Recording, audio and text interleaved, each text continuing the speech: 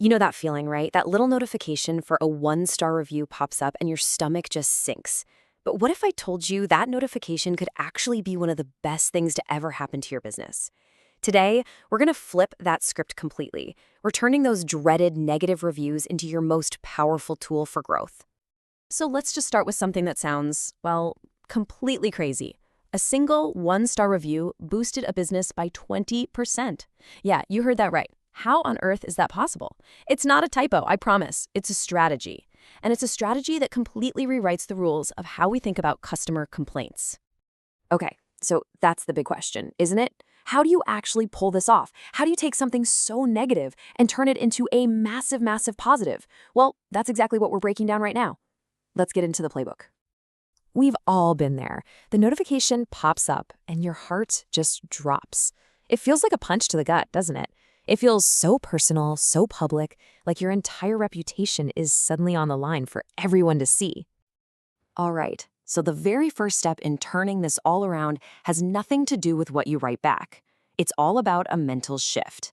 You have to stop seeing a disaster and start seeing data. And this is the absolute core of it. We're reframing the whole thing. It's not about just growing thicker skin.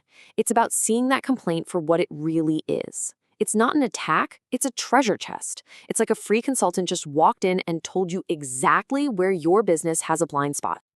Think about it like this. There are two paths you can take. On one side, you've got the disaster mindset. You see the storm cloud, you get defensive, you prepare for a fight. But on the other side, that's the data mindset. You see free insight, a roadmap for getting better, a chance to start a real conversation. Which path do you want to be on? Okay, so mindset, check. You're seeing the data. But now, what do you actually do? This brings us to section 2, the strategic response. This is where we get this really simple but super effective framework.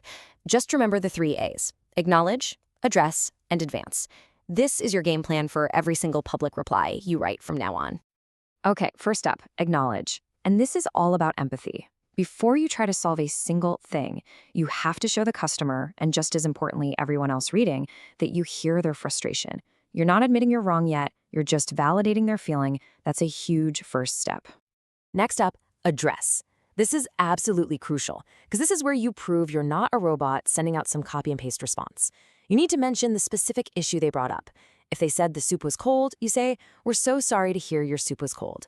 It's so simple, but it shows you actually read their comment, you listened, and you understood their problem. And finally, advance. Look, the goal here is not to get into a public back and forth in the comments section. No way. The goal is to solve the problem. So you advance the conversation by getting them an email or a phone number, inviting them to connect with you offline so you can really make things right.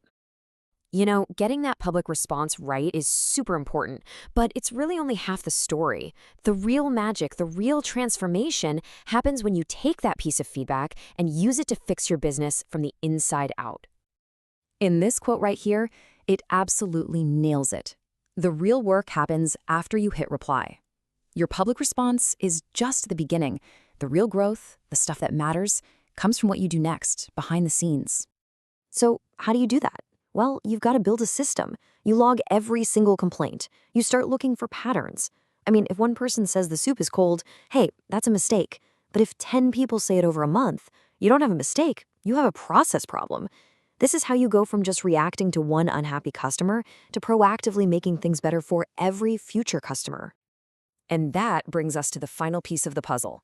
And honestly, this is the most powerful part. You've responded publicly, you've fixed the problem internally, and now it's time to close the loop and turn that whole journey into a story that builds massive trust.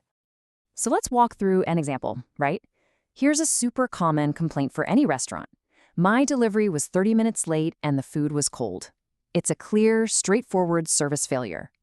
So after getting that feedback and maybe a few others just like it, the business gets to work behind the scenes.